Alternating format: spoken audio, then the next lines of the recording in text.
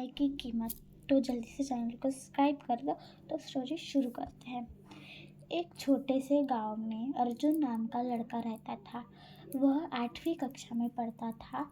अर्जुन बहुत बुद्धिमान था, लेकिन उसकी एक बड़ी कमजोरी थी। वह हर काम को टाल देता था। वह हमेशा कहता था, अभी तो बहुत समय है, बाद में कर लूँगा। उसकी माँ रोज उसे समझाती, बेटा समय बहुत कीमती होता है, एक बार चला जाए तो वापस नहीं आता। लेकिन अर्जुन इन बातों को गंभीरता से नहीं लेता था। स्कूल से आने के बाद वह अपना बैग की तरफ रख देता और दोस्तों के साथ खेलने चला जाता। कभी क्रिकेट, कभी मोबाइल गेम, तो कभी टीवी। यही उसका रोज का काम था। पढ़ाई के नाम पर वह कह देता, कल पक्का कर पढ़ूंगा। एक दिन स्कूल से अध्यापिका ने घोषणा की, बच्चे, अगले महीने आपकी वार्षिक परीक्षा होगी, अभी तैयारी शुरू कर दो। सभी विद्यार्थी पढ़ाई में लग गए। अर्जुन ने भी किताब खोली, लेकिन वह कुछ देर बाद उब गया और सोचने लगा, अभी तो पूरा महीना है, आराम से पढ़ लूँगा।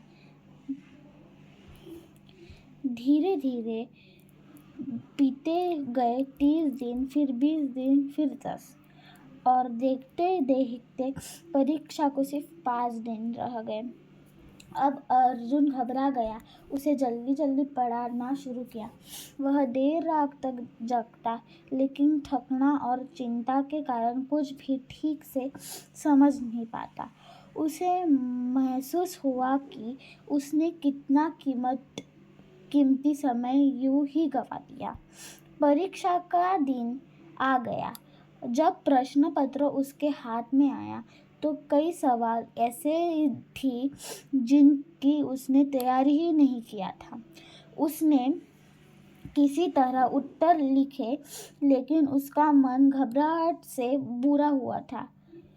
कुछ दिनों बाद परिणाम घोषित हुआ। उसके मित्र राहुल ने रोज थोड़ा थोड़ा पढ़ता था, उसके अंकों में पास हुआ।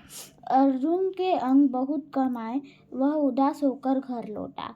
उसकी माँ ने उसे डांटा नहीं, बल्कि प्यार से समझाया, बेटा, असलता बुरी नहीं होती है, बुरा होता है अपनी गलती को कुछ ही न सीखना। अर्जुन को अपनी गलती समझ में आई। उसने निश्चय किया कि अब वह समय कभी व्यर्थ नहीं गवाएगा।